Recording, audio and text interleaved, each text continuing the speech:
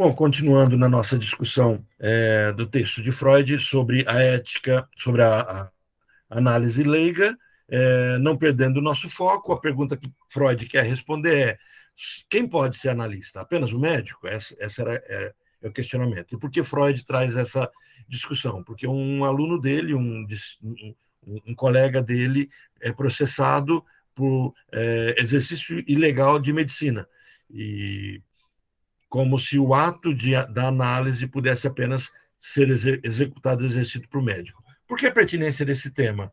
Porque nós encontramos alguns profissionais, alguns estudiosos da psicologia, dos psicafins, né?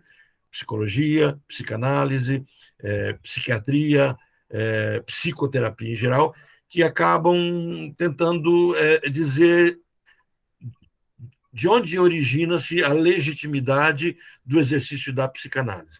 No capítulo 3, discutimos o capítulo 1, 2, o 3 a gente começou a ver na semana passada.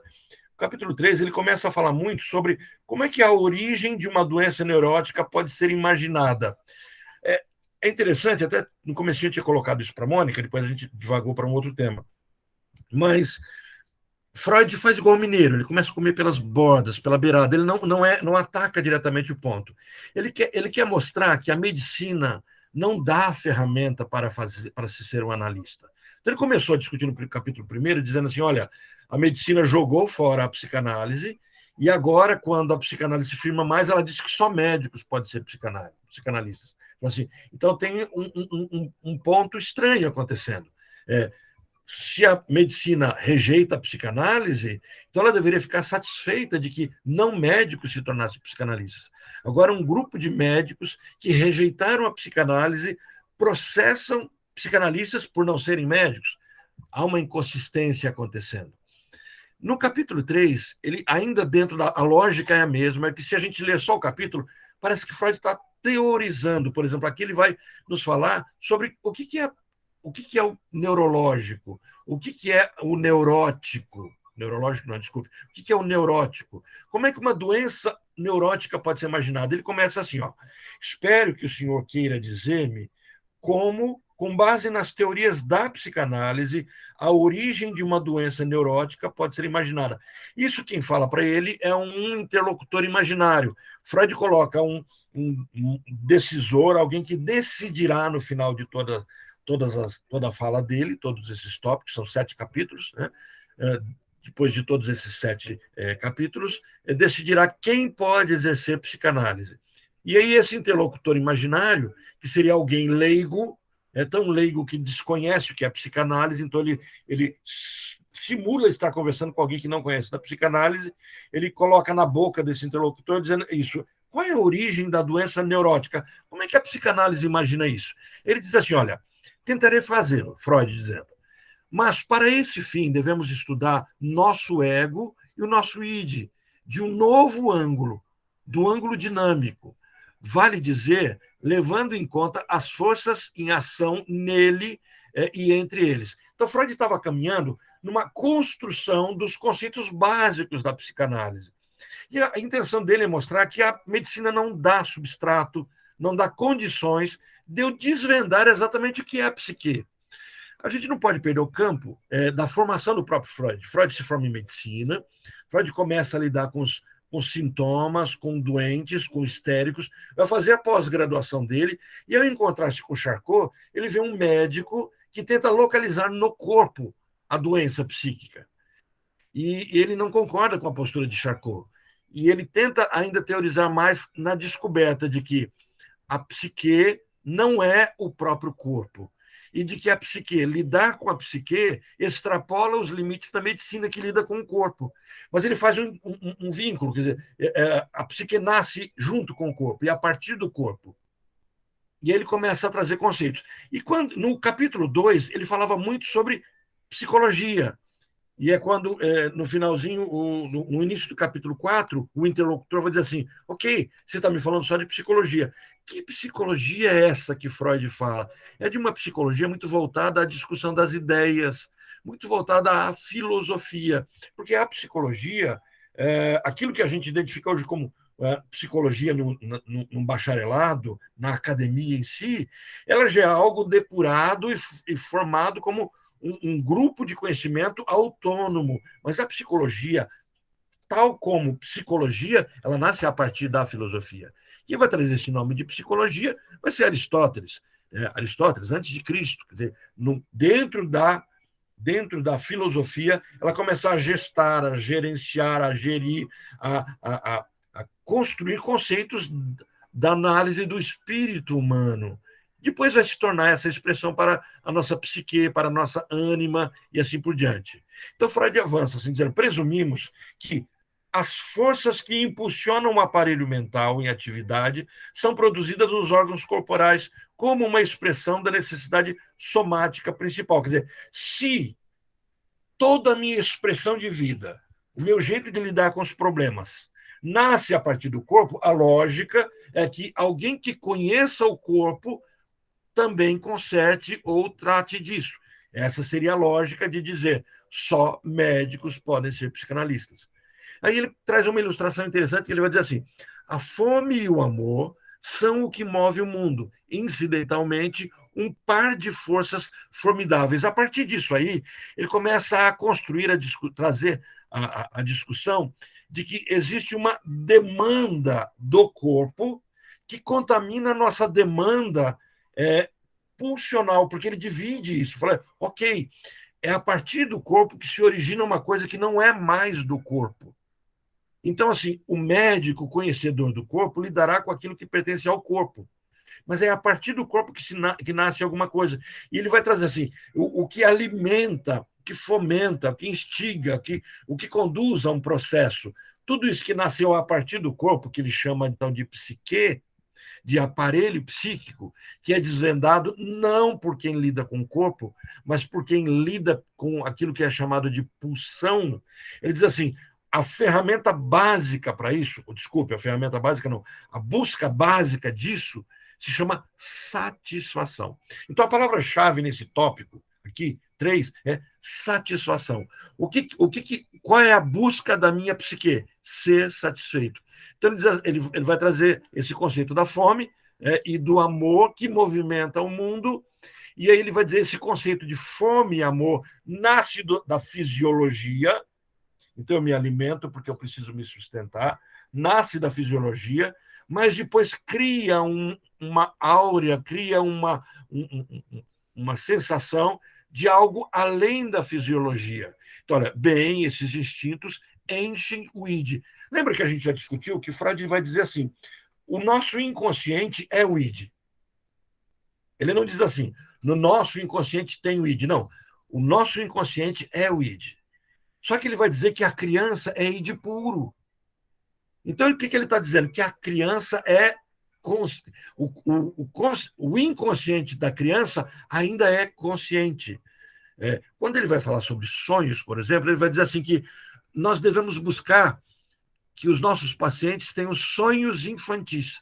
E o que ele quer dizer? Aí ele tem um capítulo só para analisar o que é um sonho infantil. Quer dizer, o sonho infantil é um sonho sem defesas, fácil de interpretar, sem deslocamentos excessivos, sem deformações.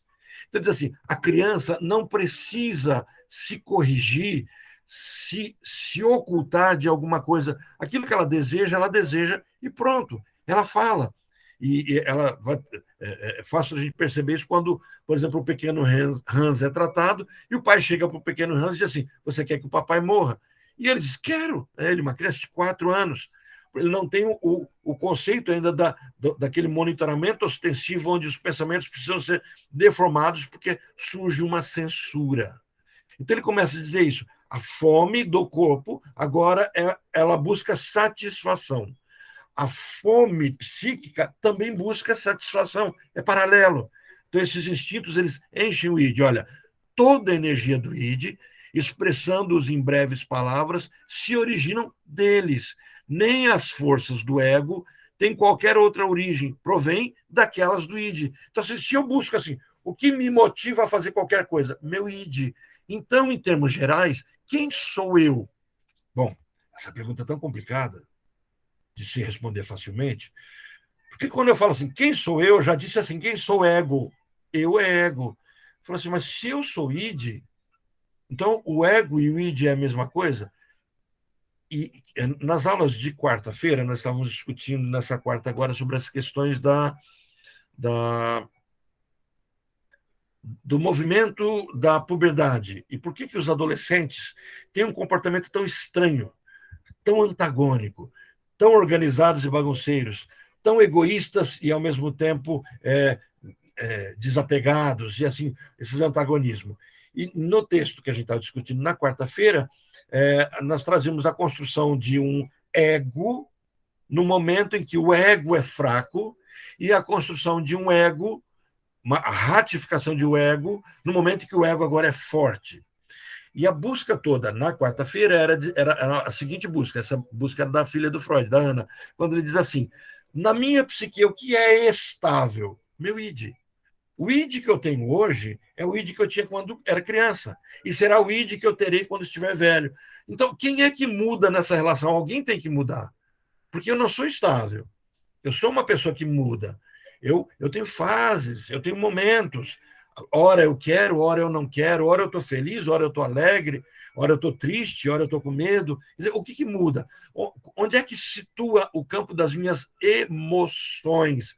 E a palavra que a gente usa na psicanálise é uma pulsão que, se movimenta para fora. Então, uma pulsão emocional, uma pulsão, algo que sai dessa atrito corpo-psique e que precisa se expressar. É meu ego. Então, o ego da criança é maleável. Até a ilustração que eu usei na aula de quarta-feira era de um ovo que, enquanto está dentro da galinha, ele é maleável. E no momento em que ele entra em contato com o ar, ele se cristaliza, se torna calcificado, ele se torna endurecido. E aí ele tem o formato da saída dele.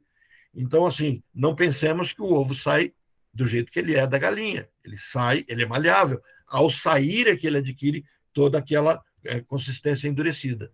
Então, assim, o processo de construção do meu ego parte de uma construção do meu id.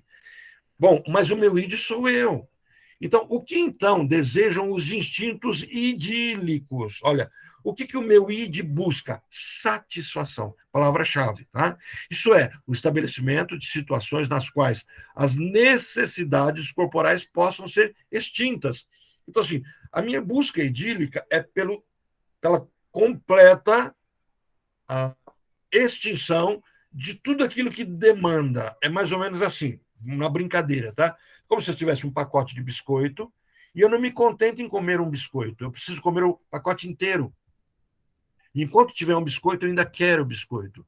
Então, o que demanda não é minha fome. Opa, pera um pouquinho, eu comi um biscoito, eu tenho calorias suficientes para me nutrir. Não, na demanda idílica, a satisfação terá que ser completa, plena. Por que a gente precisa entender isso? A gente precisa entender isso porque se a gente tentar esvair o id, nós estamos fadados a nunca. A pedra que nunca se enxugará, a enxugar gelo. Né? É por isso que eu já comentei algumas vezes com vocês, o melhor quadro que se existe na expressão para apresentar de forma artística isso, aquele quadro do filme do Harry Potter, onde o Dumbledore está bebendo uma água que nunca se acaba, a não ser que seja bebida. Se ela for retirada, ela nunca se acabará. Quer dizer, o id é isso que me mantém o tempo todo demandando de mim satisfação plena. Então, assim, como Orlando pode lidar com um Orlando que não cessa seu desejo nunca? Porque a gente diz assim, ó, por quanto tempo eu farei isso? Por quanto tempo terei raiva? Até que ela acabe. Ela não acaba. Por quanto tempo serei alegre? Até que a alegria acabe. Ela não pode acabar, porque ela é uma demanda. Né? Bom, mas o que acaba dela? Porque alguma coisa acaba. Não acaba a demanda como um todo. Acaba a realização egóica, olha, não é egoística, egóica, de ego, daquela demanda pulsional. Então, eu tenho algo que movimenta, que busca satisfação plena e que nunca poderá ser esgotado pelo meu ego. Por quê? Porque no campo do ego, se a demanda continuar, ele sempre terá algo a ser enxugado. Então, Freud vai dizer assim, que os processos psíquicos lidam com uma demanda que não consegue se satisfazer nunca, exceto por dois mecanismos simplórios. O primeiro é o recalcamento, que a gente já estudou bem sobre isso, e o segundo é o processo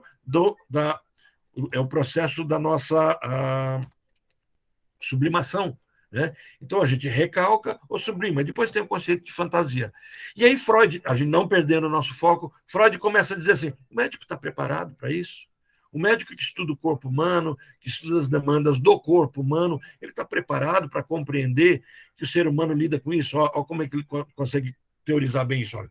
Uma diminuição da tensão, da necessidade, é sentido pelos nossos órgãos da consciência como agradável. Ele diz assim, a demanda do corpo pode ser realizada. Estou com a bexiga cheia, vou ao banheiro e esvazio. Eu estou com fome, eu como e sacio a minha fome. Toda essa demanda do corpo. Eu estou com uma dor, né? E essa dor me incomoda por uma posição que eu estou, então eu mudo de posição, a tendência é que essa dor diminua. Estou com um processo inflamatório no corpo, tomo um medicamento, alguma coisa que diminua essa demanda da inflamação. Ok, e na psique? E quando eu tenho uma demanda psíquica da qual eu não dou sentido para ela, como eu a satisfaço? Como é que a medicina, como é que o médico está preparado para lidar com isso? Então, o objetivo de Freud é falar assim, olha, você médico não tem instrumento para isso. Não é que ele é incompetente no sentido que não dá conta. Ele não tem instrumento, exceto se ele fizer a análise dele e compreender como é que isso acontece a partir da demanda interna. Olha, o aumento dela logo é sentido como desprazer. E dessas oscilações surgem a série de sentimentos de prazer e desprazer, de acordo com o qual todo o aparelho mental regula sua atividade. Ele diz assim, a minha psique ela gira exatamente nesse movimento. Uma demanda que gera tensão. Essa tensão precisa ser aliviada. Ela nunca será aliviada totalmente. Eu só fico com o resto dessa tensão. Parte é recalcada, parte é sublimada, e do resto que sobra disso, eu começo a sintomatizar. Eu começo a tornar neurótico o meu comportamento. Nesse sentido, falamos de uma dominância do princípio do prazer. Se as exigências instintuais do id não encontrarem satisfação alguma, surgem condições intoleráveis. Quer dizer, se dessa demanda pulsional, não do corpo, mas das pulsões, eu não consigo encontrar satisfação, a tensão continua existindo. E se a tensão continua existindo, ela fica buscando uma forma de se resolver. Olha, esse é o princípio da neurose. Ela busca uma saída, tenta sair, tenta sair. E como ela não tem uma saída específica, porque ela não tem um sentido específico, ela é apenas uma demanda, então se eu não sublimei, se eu não recalquei, ela começa a criar um complexo.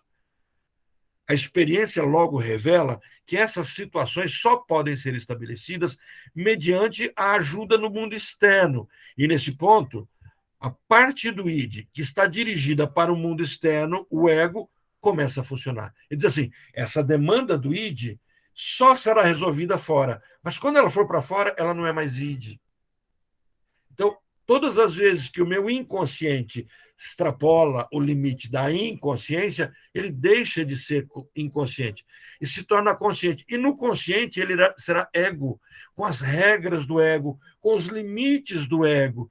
Então aí eu terei, o primeiro passo, as defesas.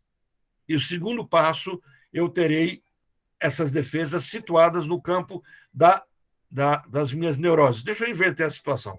Primeiro passo, eu terei essa minha angústia situada num campo neurótico. Por que num campo neurótico?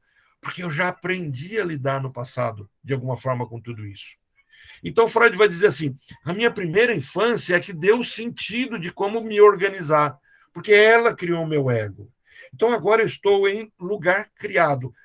Eu estava vendo um vídeo ontem sobre aquela ilha que está tendo erupção vulcânica, eu esqueci o nome do vulcão agora, se vocês lembrarem podem falar, esse vulcão que está ali nas Ilhas Canárias, ali, tem o nome do vulcão, e mostrando assim essa ilha em formação, essas lavas escorrendo, destruindo as casas, criando mais terra e aumentando cada vez mais. o que a gente consegue visualizar na construção do nosso ego é um vulcão que, em erupção, teve contato com o ar, se esfriou e criou um terreno. Agora, a minha vida será plantar nesse terreno construído. Então, onde é que eu tenho para viver as minhas pulsões? O terreno construído. E quando ele foi construído? O meu vulcão já explodiu, já criou uma ilha, criou um local. Então, automaticamente, esse meu vulcão que criou um local, ele será sempre o terreno no qual eu vou sempre conviver. É isso que ele para ilustrar um pouquinho aquilo que Freud está trazendo para essa discussão sobre a medicina.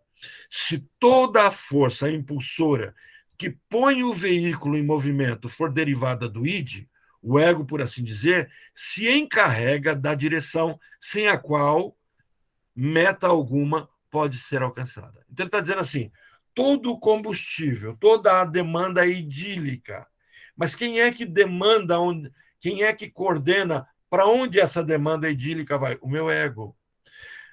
Freud está construindo uma teoria para esse interlocutor fictício, para deixar claro que aquilo que me instiga a fazer alguma coisa é exatamente a instância da qual eu não consigo conhecer. Eu conheço da minha meta, mas essa minha meta ela vem demandada de algo que eu não conheço, não vou conhecer, e é uma impossibilidade muito grande, porque tudo que eu conhecer dela se tornou consciente. Então, a linguagem é do consciente. Então, diz, os instintos do id, desculpe, os instintos no id pressionam por satisfação imediata a todo custo. E dessa forma, nada alcançam e nem chegam mesmo a acarretar dano apreciável. Quer dizer, tudo que o meu inconsciente quer é satisfação, tudo. Mas ele não consegue.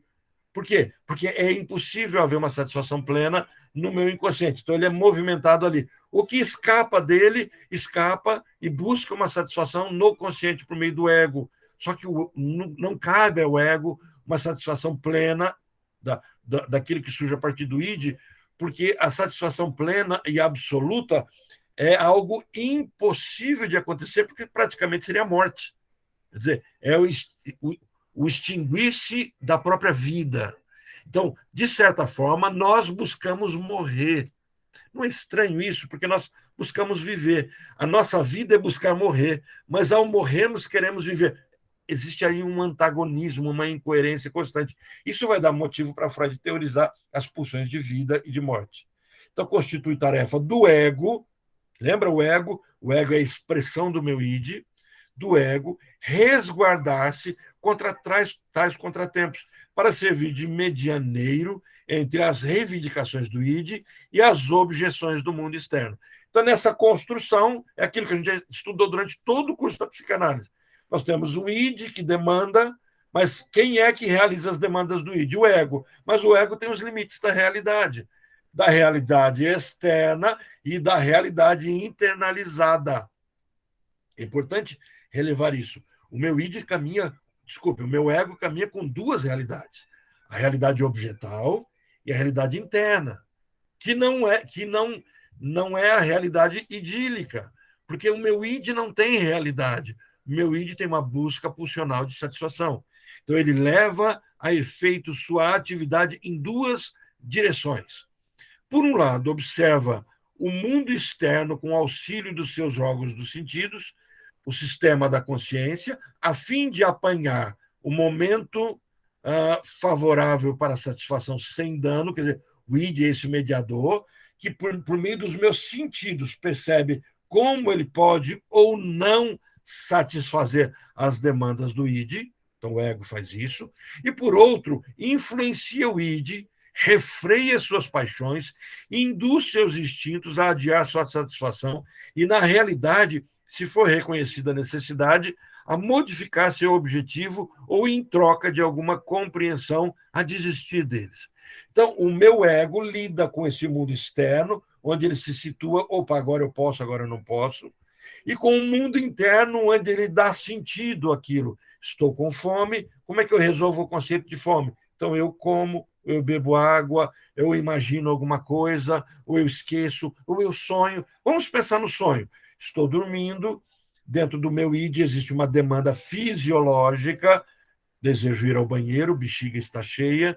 Então, como é que o meu ego e o meu id se coadunam, se juntam no momento em que o meu superego se vê mais flácido? Meu celular resolveu conversar comigo.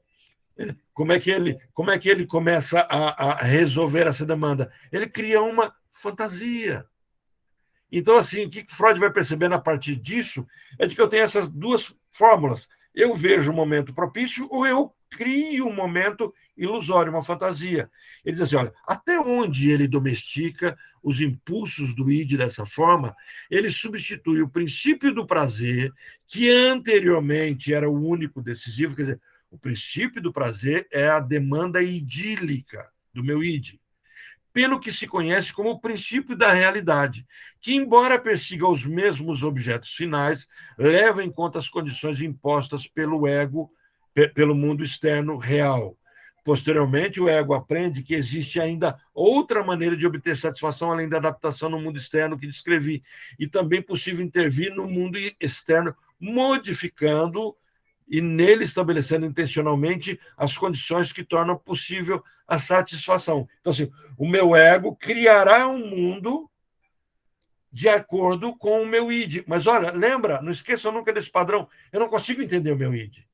Então, o que Freud está dizendo, deixando claro, é assim, eu sou determinado por uma instância da qual eu não sei o que ela quer. Porque no momento em que eu souber o que ela quer, eu estou no mundo do meu ego. Então eu precisarei trazer para a realidade. É por isso que muitas vezes as pessoas têm uma sensação e não sabem. É como se elas se sentissem incomodadas e elas não sabem por que estão incomodadas. Então elas precisam dar sentido a isso.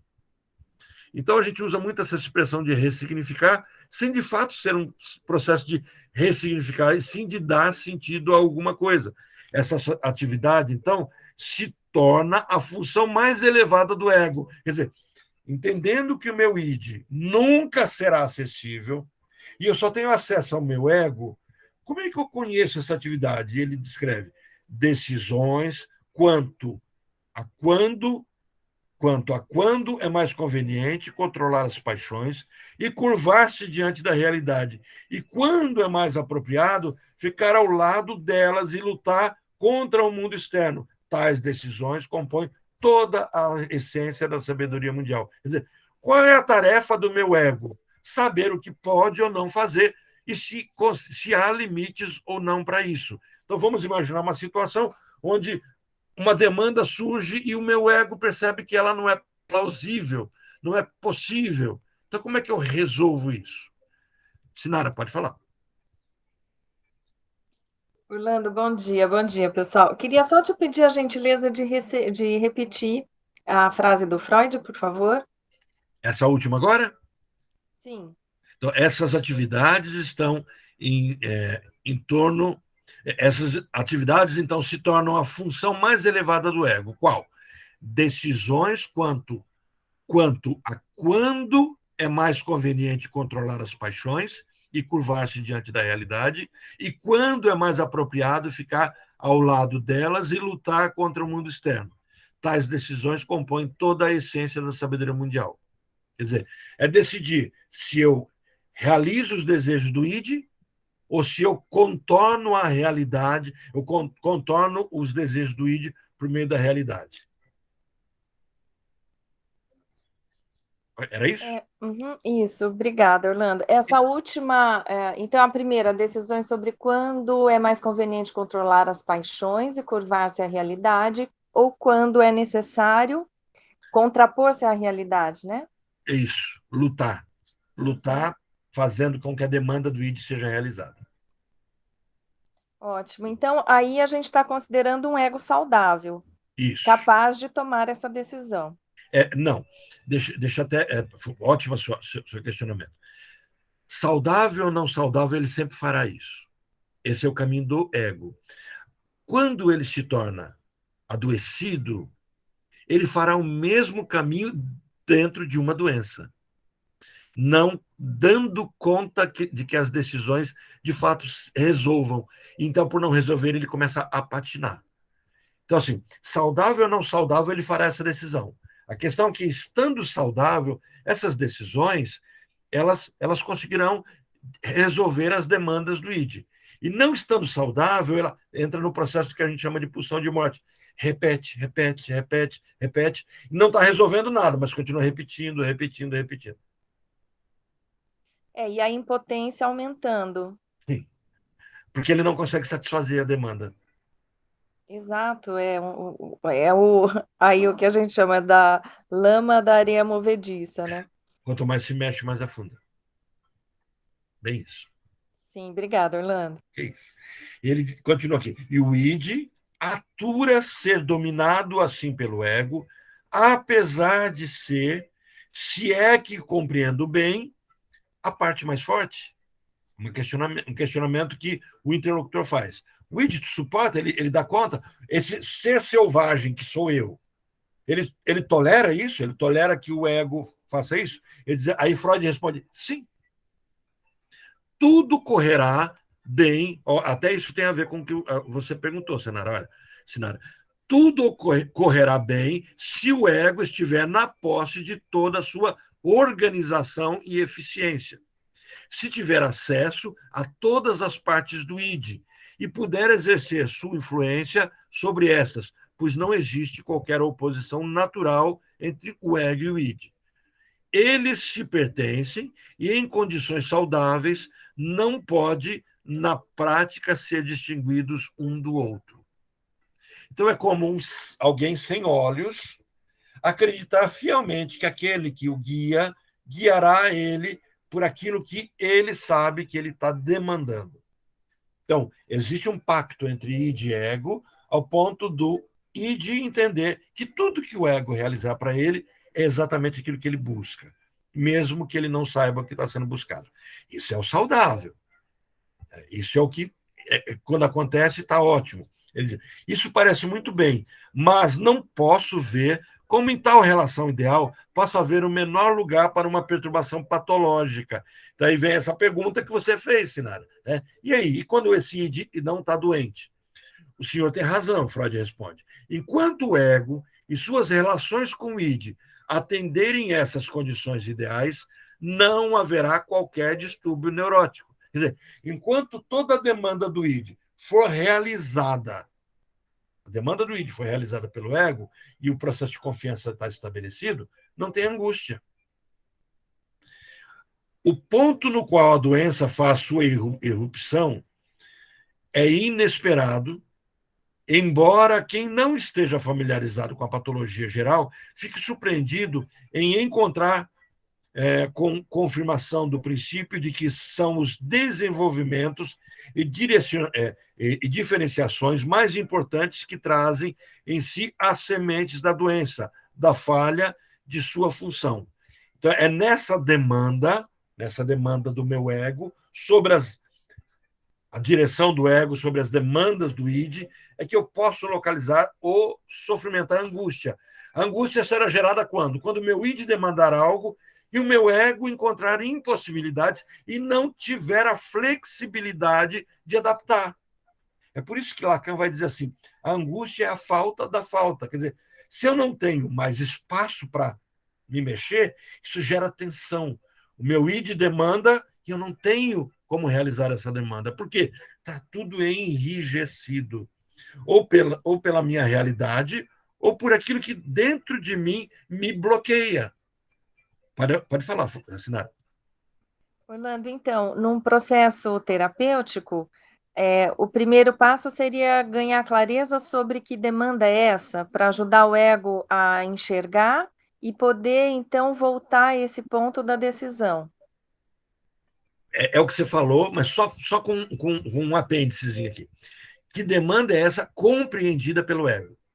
Isso, exato, é o que ele está entendendo que está sendo demandado dele. Exatamente. Então, por exemplo, onde é que o meu ego travou? O meu ego precisa lidar com a realidade disse não. O meu ego precisa lidar com a realidade interior, que é a superegóica. O meu superego também disse que não, então o ego travou. Mas o ego deve fidelidade ao id. Então, como é que o ego começa a tentar enganar o id? Mas ele não tem espaço.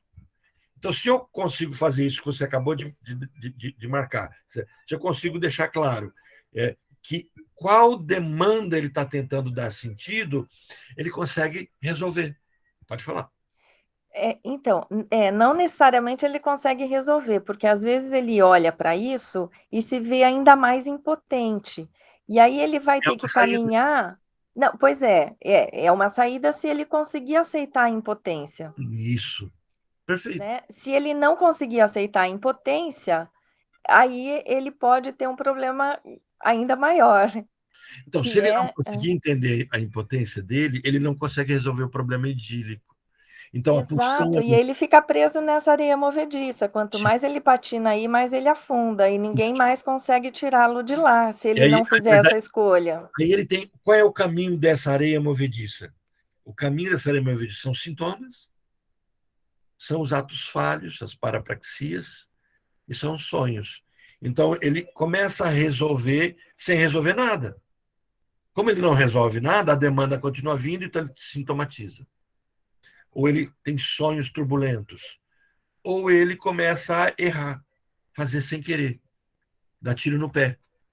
Então, os meus tiros nos pés, os meus sonhos turbulentos, que não resolvem nada, mas me colocam, por exemplo, a gente resolve, a gente está vivendo um problema, a gente se sente incompetente para lidar com esse problema. A gente sonha que está voando, a gente sonha que está pulando.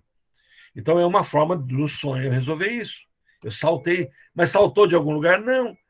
Só teve a sensação, cria-se essa sensação. Então, eu começo a. Como não resolveu nada, o sonho volta de novo.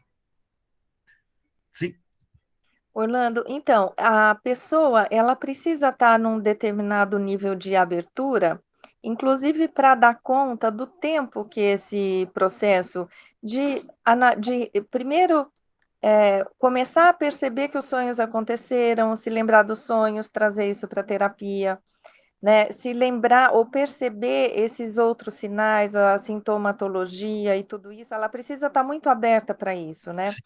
Quando a pessoa não está aberta, então a gente está consensando que o único caminho, quando ela não quer buscar esse, o único caminho que ela tem é o bioquímico, é o tratamento psiquiátrico com os remédios. exato. Exatamente. Tá, só para confirmar isso. Tá perfeito. Esse é o caminho que Freud está construindo. Ele está dizendo assim: percebe que o médico não resolve nada quando a demanda é psíquica? Ele, na verdade, só vai anestesiar. Ele não tem esse caminho. Ele vai dizer assim: o caminho é o que você acabou de dizer, é uma construção de um relacionamento onde, na liberdade desse relacionamento, eu consigo me enxergar. É o processo da transferência. Quer dizer, no processo clínico, no espaço onde eu sei que ali as minhas demandas podem ser expressadas e alguém me ajuda, não é alguém interpreta, alguém me ajuda a interpretar aquilo que está sendo demandado, então eu conseguirei entender, inclusive, minha incompetência.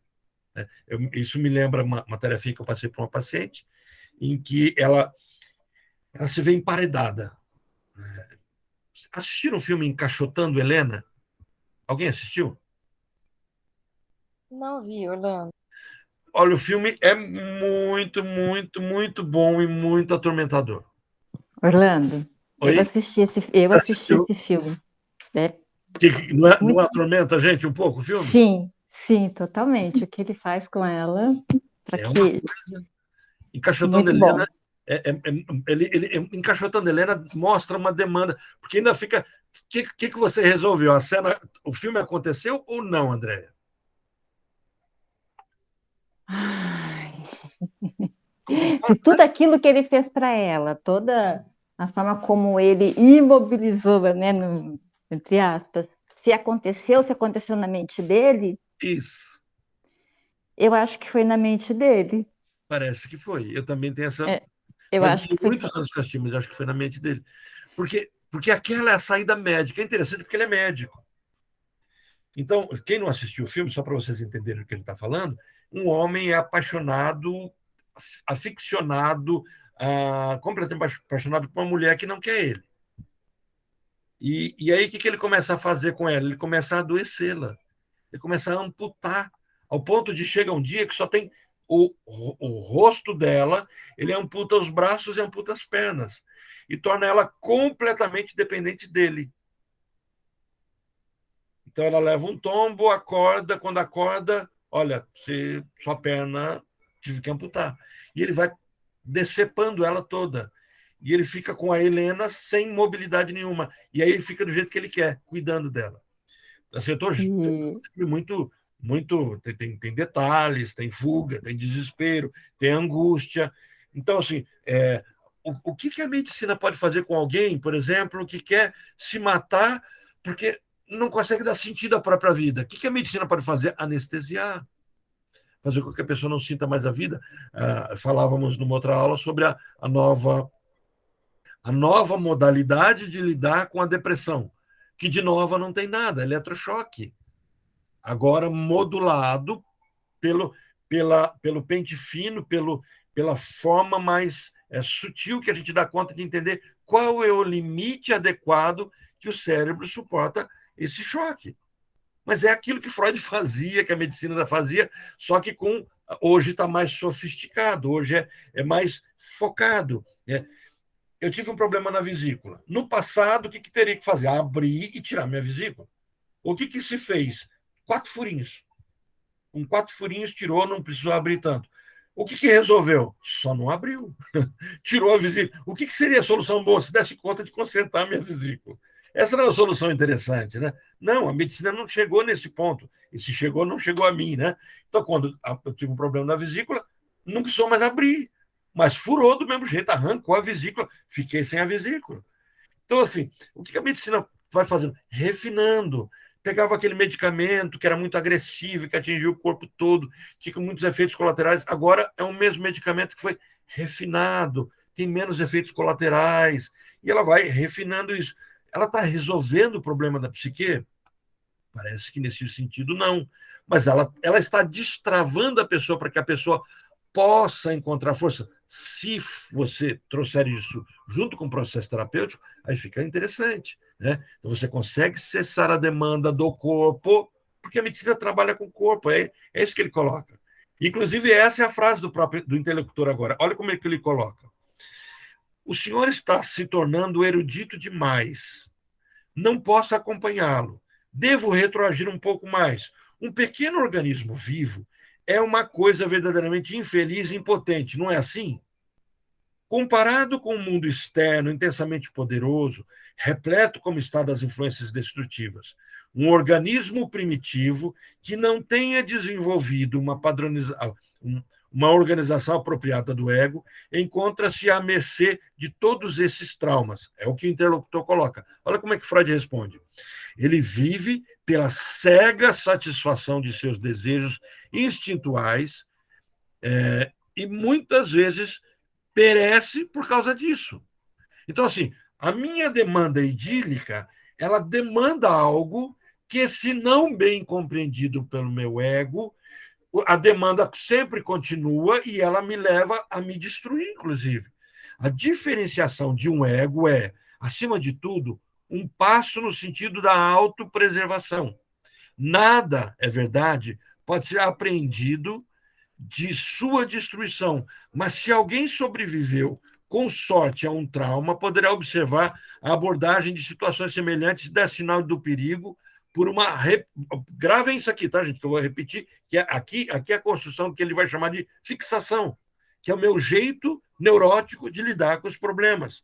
Quer dizer, o ego enfrentou um problema.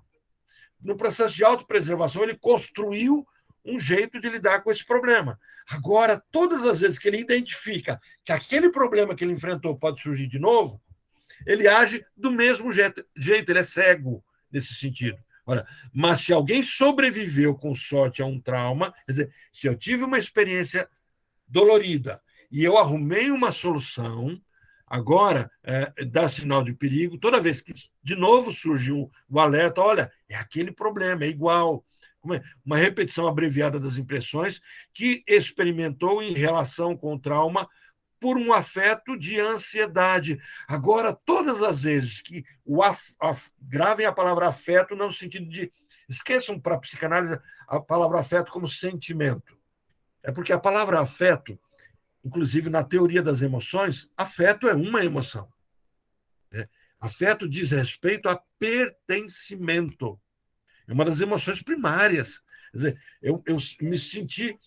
a noção de afeto é a noção de que eu pertenço àquilo. Então, coloque nesse sentido. Todas as vezes que algo me lembre a cor, o cheiro, alguma coisa, um local que traz um deslocamento daquela cena dolorida, me causa ansiedade. E é por isso que, por exemplo, uma pessoa chega e diz assim, eu tive enxaqueca. Você, terapeuta dela, já sabe que não existe uma causa médica para a enxaqueca dela. Não é uma alergia a um glúten, não é uma intolerância à lactose, não é um problema com um perfume específico, não é um problema ligado a uma conjectura emocional, a um afeto. E a pessoa diz assim, olha, eu não estou bem, eu estou com enxaqueca. E você pergunta, o que aconteceu? E a pessoa diz, não, eu estava bem, dormi bem, e eu acordei com enxaqueca. Falei, então, me conta, como é que foi seu dia de ontem? E a pessoa que disse que o dia foi tudo bem, de repente conta um monte de problema que aconteceu no dia anterior. Ela não dá conta de entender que toda aquela demanda psíquica provocou nela uma reação de ansiedade, onde o corpo que só reage aos comandos precisou reagir a um perigo que não existe, mas que foi montado como existente. Aí Freud diz assim,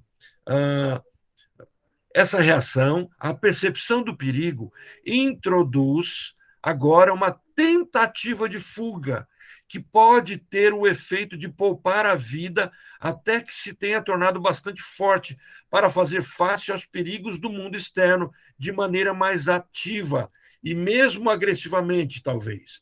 Tudo isso está muito longe do que o senhor prometeu revelar-me. O interlocutor fala para ele. Ele diz assim, aí o Freud responde, o senhor não tem ideia alguma de como eu estou perto de cumprir minha promessa. Quer dizer, a promessa é, vou provar para você que a medicina não é competente para lidar com aquilo que a psicanálise lida. E que o psicanalista não precisa da medicina para lidar com a psique. Aí Freud diz assim, mesmo em organismos que depois de desenvolverem numa eficiente organização do ego, o ego deles é débil e pouco se diferencia, para começar, do seu id durante os seus primeiros anos da infância. Ele está dizendo assim, o meu id e o meu ego infantil são um. Então, se eu quero entender o meu id, então vamos entender como é que era o meu ego infantil. Ontem eu vi um documentário interessante falando sobre a ilha de São Pedro e São Paulo. Já ouviram falar dessa ilha? Ilha de São Pedro e São Paulo? Já, mas não conheço. É uma ilha que fica entre Brasil e África. Brasil, África, 900 quilômetros, Brasil, é a ilha, depois você tem 1.800 quilômetros, África. Essa ilha pertence ao Brasil. E ela é a única ilha do mundo que não é vulcânica. O Darwin, quando andou por ali, achou ela interessante, porque as ilhas são normalmente vulcânicas, né? Uma erupção vulcânica sai ali e ela vai construindo. É o que está acontecendo com aquela ilha das Canárias e algumas ilhas ali da região do Havaí, etc. As ilhas são vulcânicas. Essa ilha não é vulcânica. Ela não carrega material do núcleo da Terra, mas da manta. Então, o material que está ali não existe em outras ilhas. O que aconteceu? Nas placas tectônicas, porque ela está exatamente na divisão ali, que chama divisão de São Paulo, a fenda de São Paulo. Né? Então, as placas do continente africano e o continente americano, onde elas estão na fricção. E nisso um pedaço dela se desloca e constrói essa ilha. Como é que eu consigo conhecer a manta da Terra? Ou eu vou lá, ou eu vou para essa ilha, que ali tem um material que não vem no vulcão. Bom, pegando essa ilustração, como é que eu conheço o meu id? Porque a intenção do psicanalista é conhecer as demandas idílicas. Mas eu não consigo adentrar lá. Eu não posso fazer esse caminho. É impossível, é outro mundo, outra linguagem, não é profundo, é outro universo. Então, como é que eu conheço? No momento em que o meu ego e meu id não tinham ainda o superego, não tinham as demandas do não. Então, nesse momento, o meu ego e o meu superego estavam iguais, com a mesma forma. Então, eu posso conhecer o meu id por meio dessa expressão. É por isso que ele diz, mesmo organizando o meu id durante seus primeiros anos da infância. Imagine agora o que acontecerá se esse ego impotente experimentar uma experiência instintual do id ao qual ele gostaria de opor resistência, porque sente que satisfazê-lo é perigoso. Quer dizer, a demanda do trauma, o que Freud vai chamar de fixação. Como é que, da demanda do id, esse meu ego tão frágil precisa reagir? Como é que ele reagiu? E aí ele criou um calo, criou um jeito de ser. Então, ele diz assim, é perigoso e provocaria uma situação traumática, um choque com o mundo externo, mas que ele não pode controlar, porque ainda não possui bastante força para fazê-lo. Em tal caso, o ego trata do perigo instintual, o perigo idílico, como se ele fosse externo, e faz uma tentativa de fuga. Afasta-se dessa parte do id e o deixa entregue ao seu destino, depois de retirar dele todas as contribuições que, em geral, presta aos impulsos instintuais. O ego, como costumamos dizer, institui uma repressão dos instintos, dos impulsos instintuais. E, por enquanto, isso tem efeito de desviar o perigo, mas não se pode confundir o interno e o externo impunemente. Não se pode fugir de si mesmo. Então, o que aconteceu? Naquele momento que o meu ego era frágil, ao se confrontar com uma demanda do id, e os dois estão muito iguais, nesse momento o ego repele aquilo que é igual a ele. Ele está igual. Então, ele joga fora um pedaço de si mesmo. Esse ego, lembra, eu só tenho conhecimento do ego, eu não tenho conhecimento do id. Mas no momento em que o id percebeu o perigo dele realizar o desejo do id, ele se rejeitou. Então, esse processo de recalcamento, eu recalco aquilo que é igual ao meu id, mas é ego. Então, eu estou rejeitando um espelho do meu id e recuso e recalco. Esse é o meu recalcamento primário. Então, se eu quero conhecer esse meu id, eu tenho esse pedaço, por isso que eu usei essa ilustração da ilha de São Paulo, São Pedro e São Paulo, que é uma ilha, é o único local onde você consegue descobrir do que é feito, de fato, a manta do planeta. Não tenho nenhum núcleo e não tenho a crosta. Eu tenho um trecho do qual eu não tenho outras formas de conhecer, senão aquilo que foi expresso. Então, eu tenho uma impressão, uma expressão, que agora é uma impressão do meu id, que foi recalcado. Quando eu falo de buscar o meu inconsciente, é isso que eu acesso. Esse meu ego, que foi, por imitar tanto o meu id, foi esquecido, foi recalcado. Na repressão, o ego está acompanhando o princípio do prazer, que, em geral, ele tem o hábito de corrigir, estando destinado a sofrer dano como vingança. Isso está no fato de o ego haver permanentemente estreitado sua esfera de influência.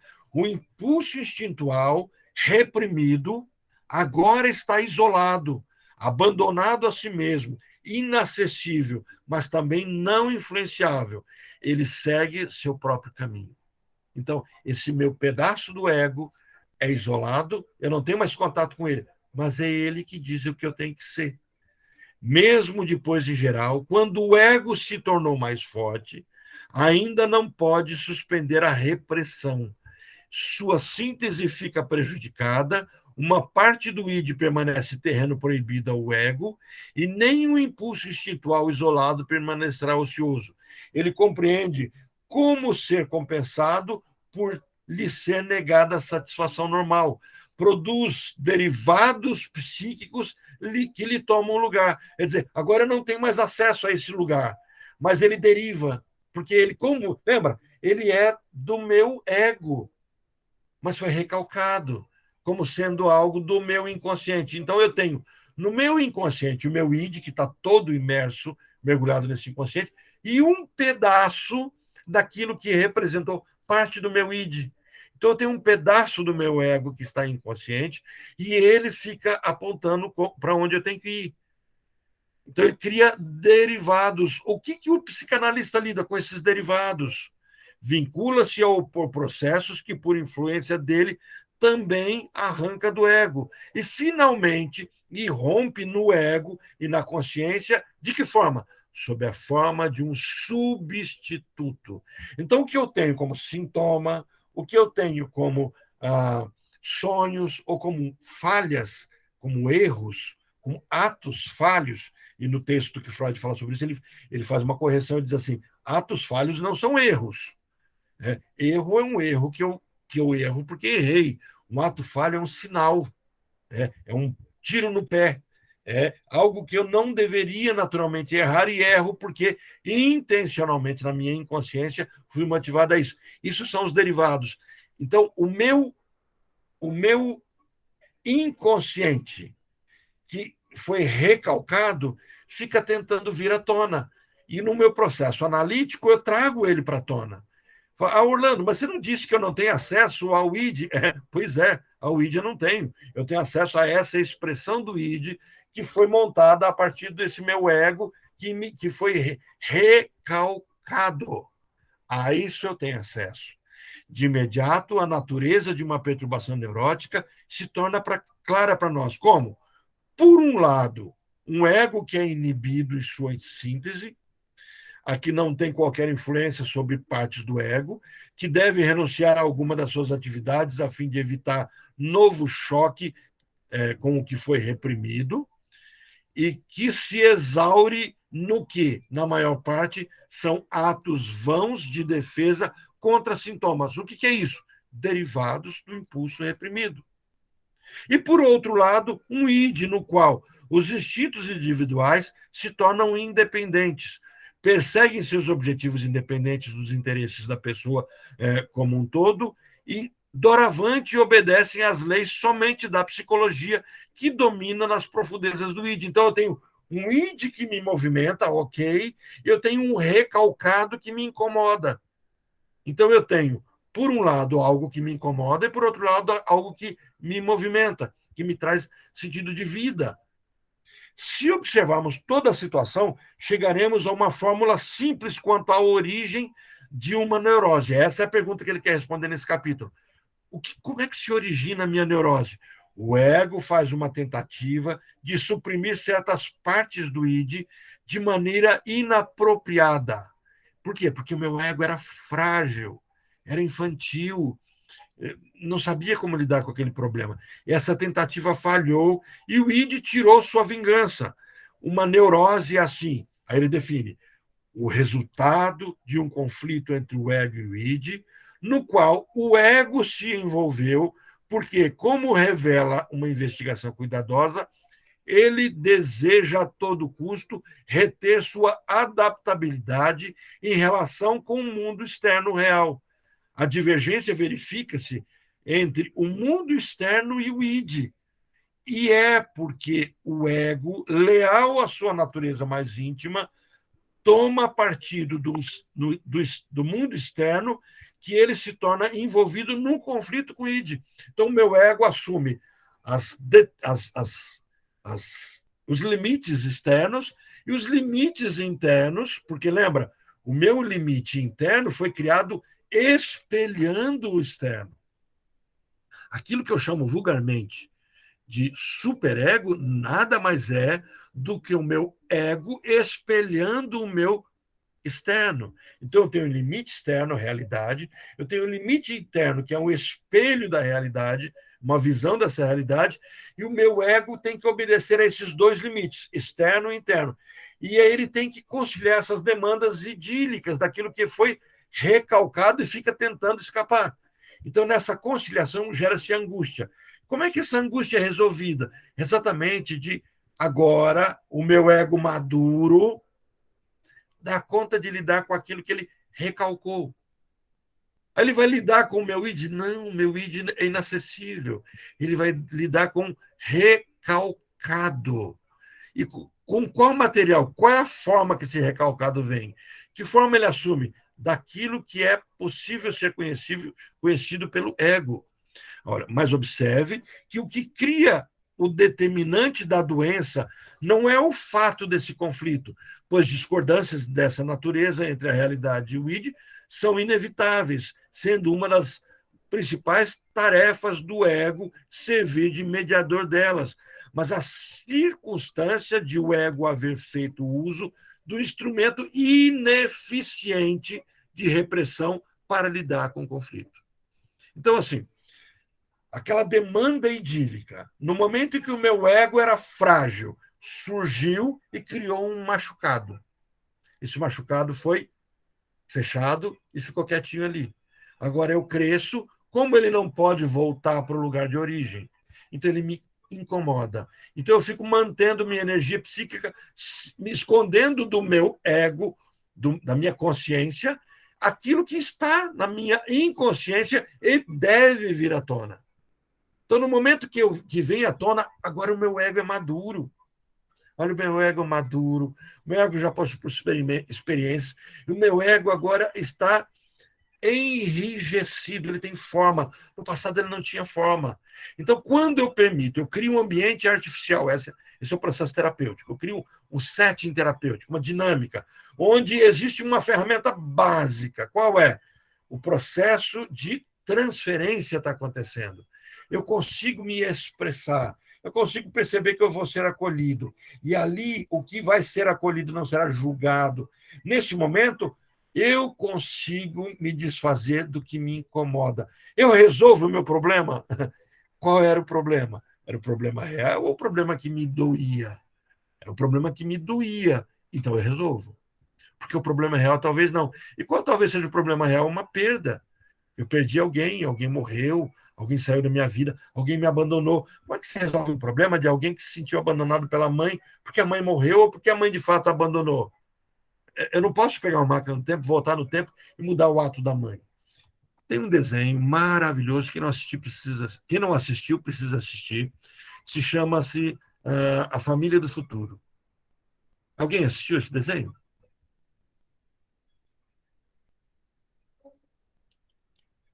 Eu assisti, Orlando, é sensacional mesmo. Lembra do momento em que o menino volta? O sonho do menino era voltar no tempo. Lembra por que ele quer voltar no tempo? Sim. E quando ele volta no tempo, percebe que ele não faz aquilo que ele queria fazer? Ele respeita o que aconteceu. Isso. E é exatamente isso que permite que o futuro seja como será. Exatamente. E aí ele percebe o quanto ele é amado, porque ele queria voltar ao passado para ser amado pela mãe. E enquanto ele ficou fixado, essa é a neurose, enquanto ele ficou fixado em tentar dar sentido a isso, fazer com que a mãe que o abandonou o ame, ele perdeu que ele já era amado. E agora, essa é a análise, quando ele volta no tempo, ele tem a oportunidade de desfazer tudo aquilo, ele não desfaz nada.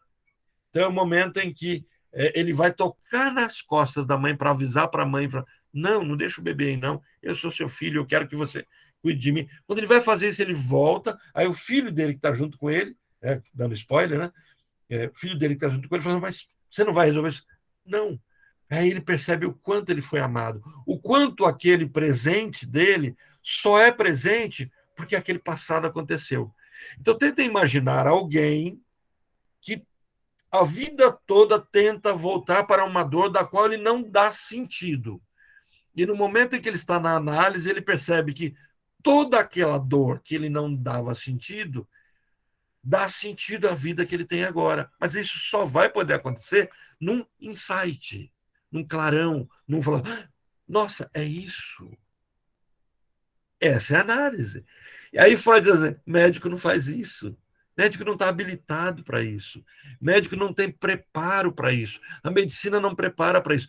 Aí você pergunta, o que é que prepara uma pessoa para isso? Freud está querendo deixar claro que é só se você fizer a sua análise.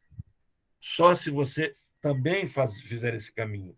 Ele diz assim, o caminho para a formação de um analista é ser analisado. Não é nem estudar psicanálise, é fazer a sua própria análise.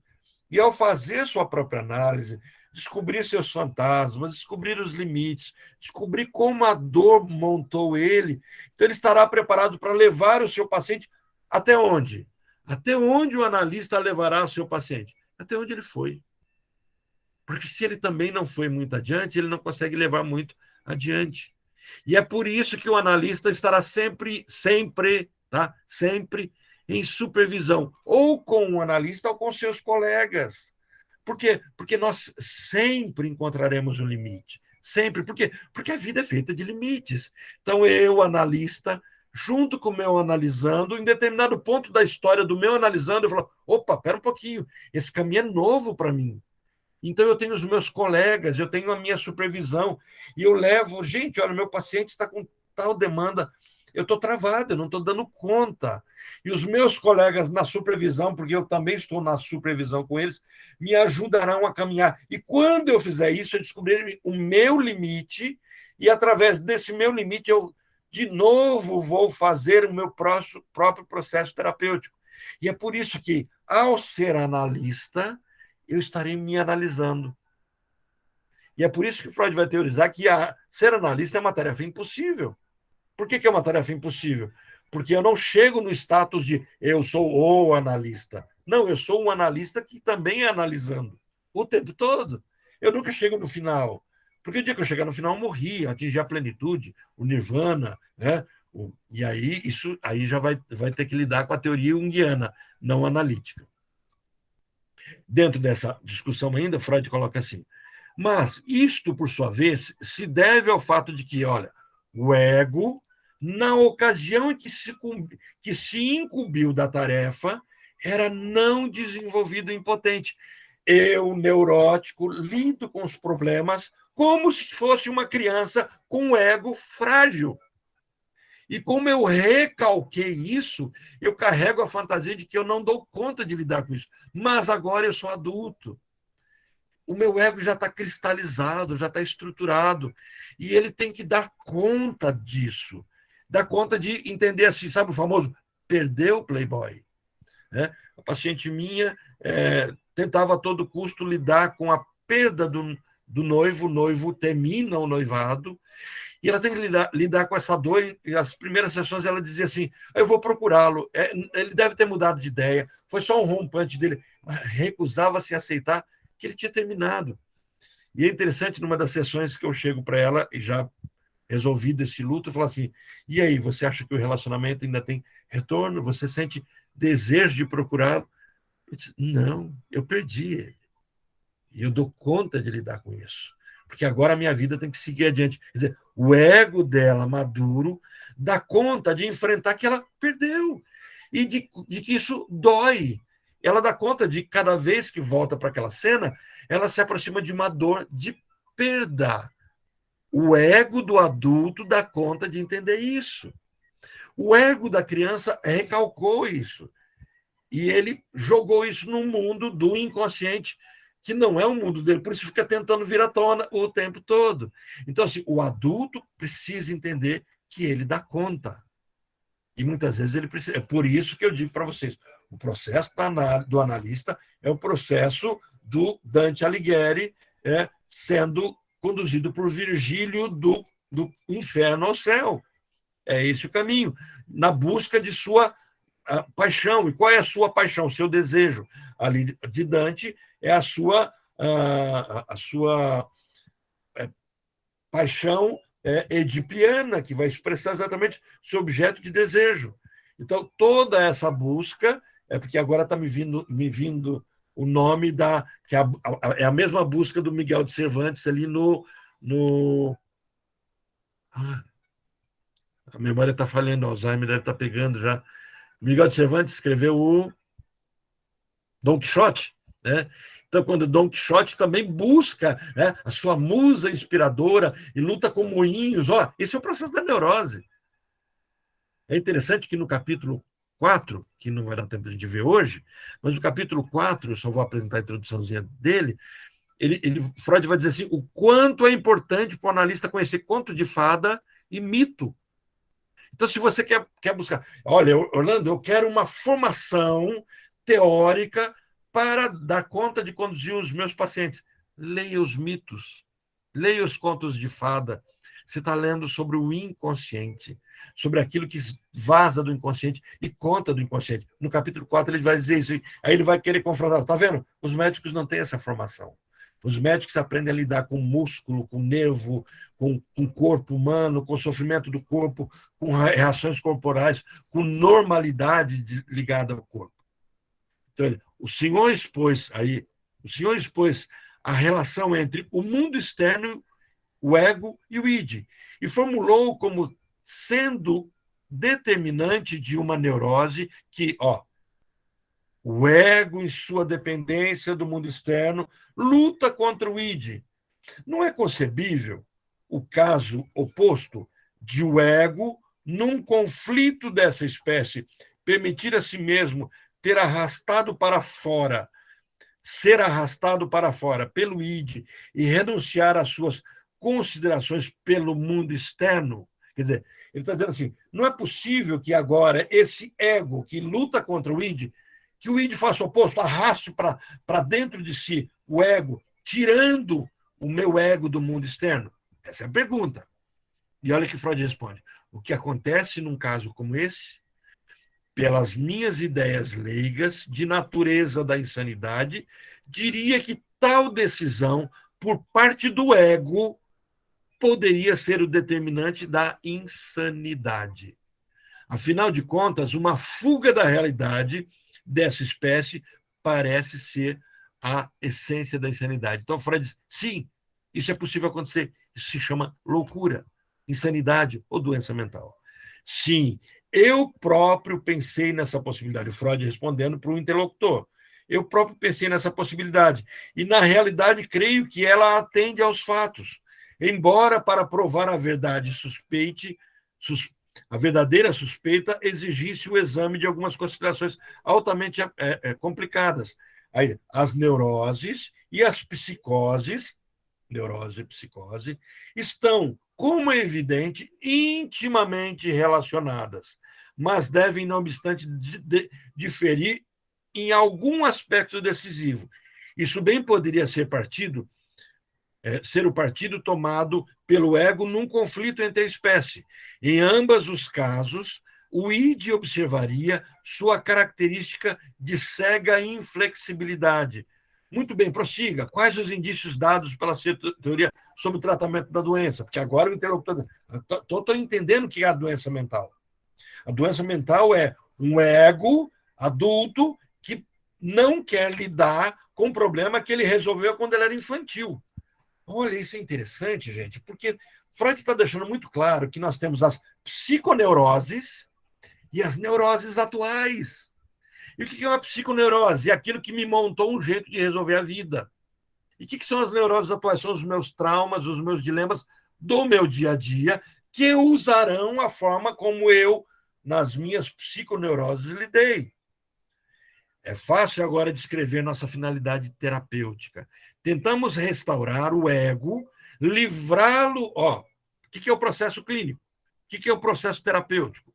Tentamos restaurar o ego, livrá-lo de suas restrições e dar-lhe de volta o domínio sobre o ego que ele perdeu devido às suas primeiras repressões.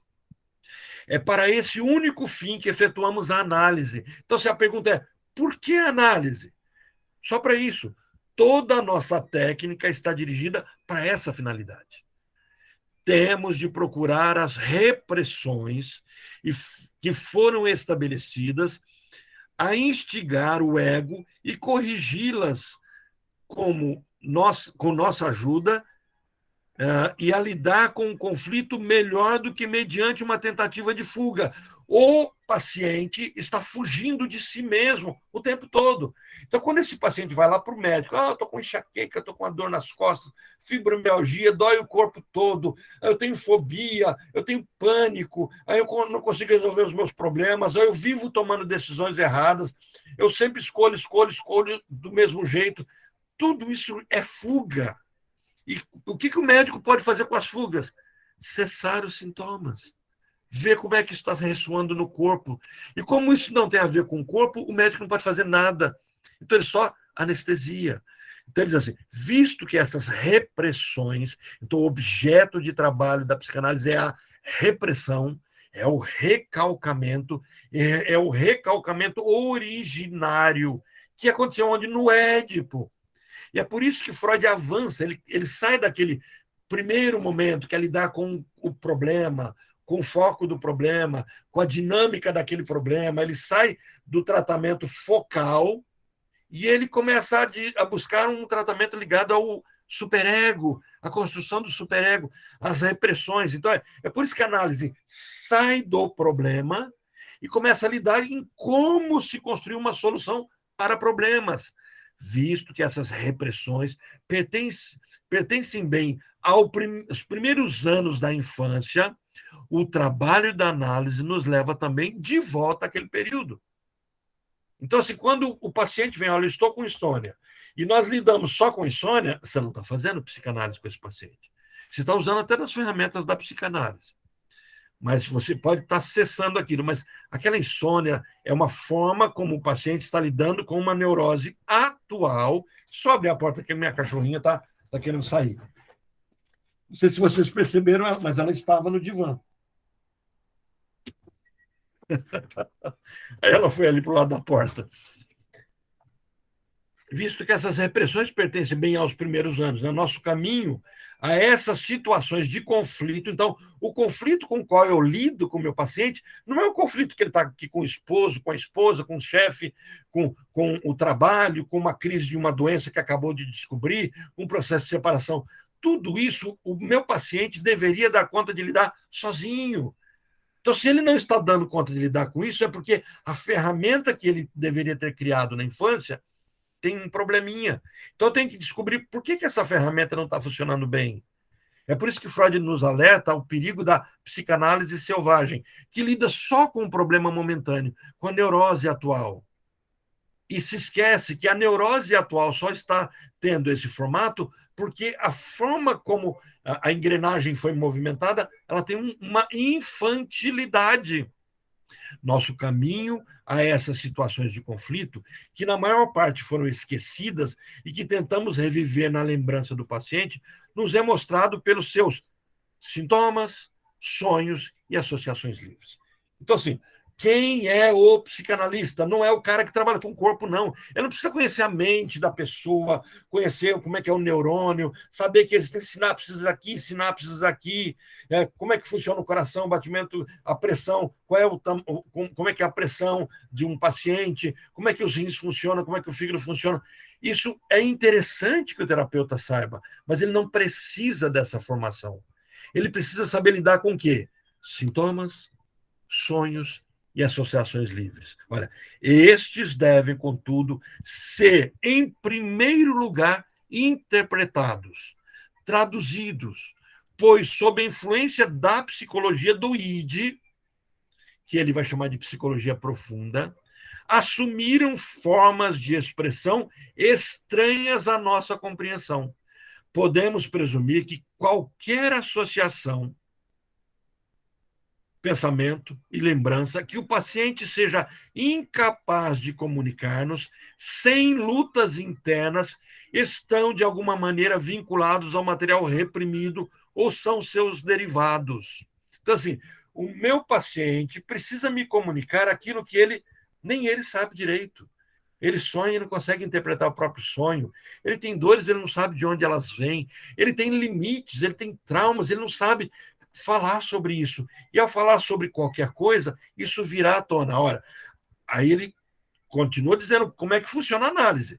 Ao estimular o paciente a desprezar a sua resistência, relatando essas coisas, estamos educando o seu ego. Essa é a terapia, educar o ego. Educando o seu ego a fazer o quê?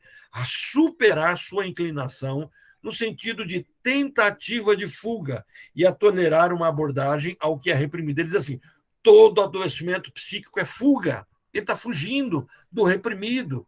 E como ele está fugindo, ele está gastando energia fugindo. Eu me lembro de um paciente que ele descreve os seus sonhos como sonhos persecutórios. E nesses sonhos persecutórios, eu propus ele a pensar que quem o persegue é ele mesmo, que ele não é o que é perseguido no sonho, ele é o que persegue. Ele é sempre aquele que está no volante e ele recusa-se a se enxergar no volante. Olha, no fim, se a situação da repressão puder ser reproduzida com êxito em sua memória, sua obediência será brilhantemente recompensada. Quer dizer, se o paciente entender que ele pode dar conta, obedecendo a essa diretriz, qual? Fale-me sobre qualquer coisa. Por mais insignificante que seja, por mais irrelevante, não deixe de falar, ele vai perceber que ele vai se conhecer melhor, porque ele vai se conhecer naquilo que ele estranha, naquilo que ele desconhece. Toda a diferença entre sua idade, então e agora, atua a seu favor. E a coisa da qual seu ego infantil fugiu aterrorizado muitas vezes parecerá ao ego adulto e fortalecido nada mais do que uma brincadeira de criança. Então, assim, se você... A pessoa fala, mas não, isso é uma besteirinha tão grande. Sim, por ser uma besteirinha tão grande para o adulto, você hoje, adulto, dá conta de lidar com isso. Eu me lembro isso de uma paciente que, nos finais, nas últimas sessões dela, ela acaba... Eu pergunto para ela, assim, quando a mãe dela morreu, eu falei assim, o que você sentiu quando a sua mãe morreu? Ela não se lembrava. E no finalzinho, já terminando as suas análises, ela fala assim, eu xinguei minha mãe. E ela repete, fala assim, por que você me abandonou? Por que você me deixou sozinha? Por que eu tive que ser criado pela minha irmã? Por que você deixou meu pai ter que casar de novo? E eu ter que aceitar uma outra pessoa como se fosse você? Percebe que o adulto, claro que achei inconcebível esse pensamento. Olha, a mãe morreu porque estava doente. O adulto sabe disso. A criança não, a criança viveu essa emoção. E como essa emoção é incoerente, insuportável, como é que ela começou a resolver isso? Ela começou a dizer que tinha problemas também no coração, porque a mãe morreu do coração. Morreu de infarto. Então ela começa a ir ao médico buscar uma doença também, porque no fundo ela está querendo resolver o problema da mãe. E depois ela começa a ter problema com o esposo, começa a ter problema com os filhos, não quer abandonar o filho, e ao não querer abandonar o filho, ela começa a anular o filho se torna um dependente químico, o filho começa a se sentir aleijado, invalidado em tudo, porque ela não abandona o filho em nada. E começa a ter um problema com o esposo que quer abandonar o filho num outro pressuposto. Percebe tudo? Agora a mulher adulta olha para aquela criança e consegue sentir a dor daquela criança e acolhe aquela criança e pode dizer para aquela criança, olha, pode sentir o que você está sentindo. Você está com raiva da sua mãe porque ela te abandonou? Ok. E aí a criança pode chorar, se expressar, e o adulto pode dizer para ela assim, tá bom, tá tudo resolvido agora. E a criança dela, que é ela mesma, pode não sintomatizar mais. E aí Freud, então, fecha essa terceira unidade, né? E são 7 no total, e começa a caminhar para, não vai dar tempo de falar hoje, mas apenas a enunciar para vocês. Ou talvez dê tempo, né? Nós temos 24 minutos. Eu vou interromper a gravação aqui para começar a gravar a próxima, e talvez dê tempo, nesses 24 minutos, a gente extrapolar, porque aí ele vai falar sobre a origem sexual da neurose. Como a gente falou tanto de sexo nesse curso como um todo, ficou muito fixado nisso, talvez dê tempo da gente passar um pouquinho mais rápido nessa outra dinâmica.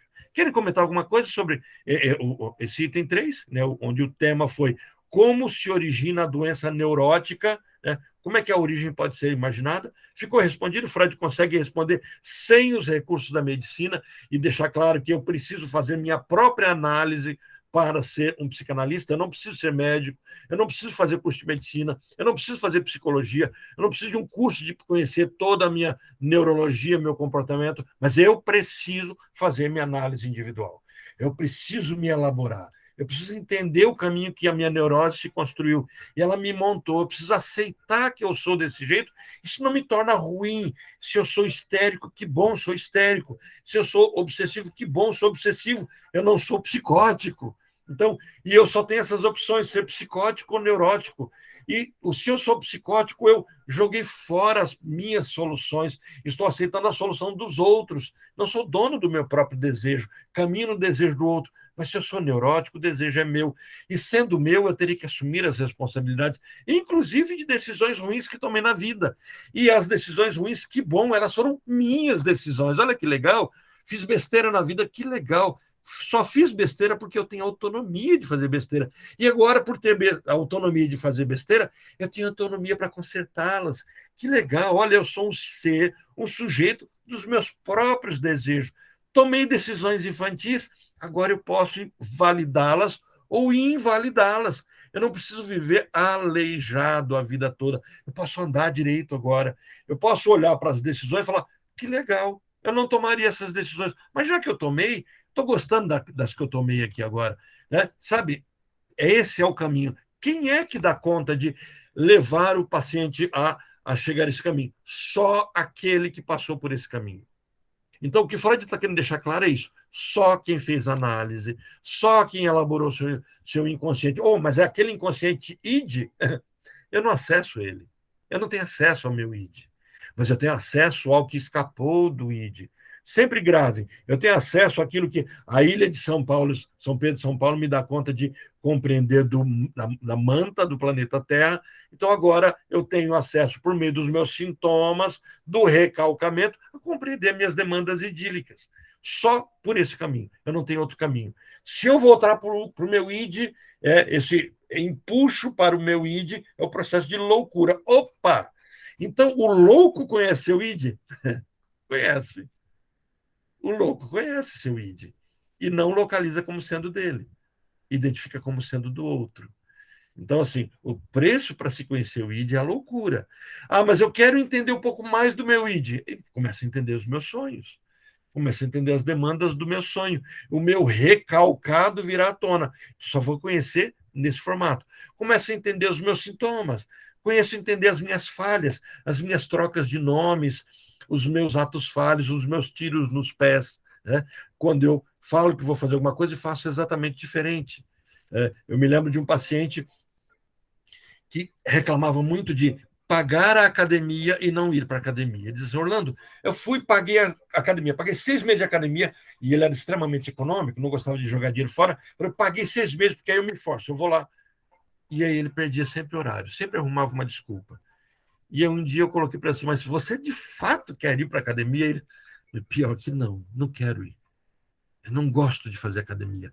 Eu não gosto de ficar me expondo diante das pessoas. Eu não gosto de ficar na frente do espelho, percorrendo na esteira, na ergométrica.